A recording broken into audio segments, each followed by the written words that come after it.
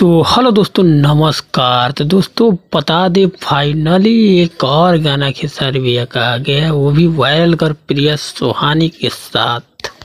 तो चलिए दोस्तों, पहले ये गाना सुनिए कैसा है नहीं है।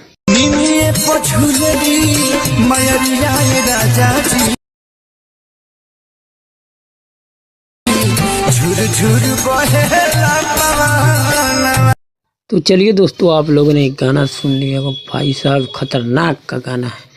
ये गाना लिखा है कृष्णा विद्यार्थी जी, जिस पे आरोप लगा था कि ऐसा है वैसा है। भाई साहब बता दे, ये जो गाना खेसारी भैया ने रच रच के जो गाया है,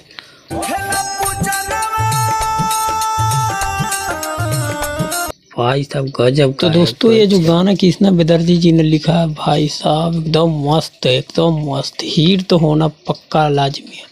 और चलिए, अभी दुर्गा पूजा का समय है, तब तक अगर आप लोग नहीं सुने तो जाके बेस्ट भोजपुरी चैनल पे जाके सुनिए। भाई शानदार गाना है, शानदार। क्या रच रच के खेसारी भैया गाया है भाई साहब। तो चलिए मिलते हैं किसी और वीडियो के साथ। बाय।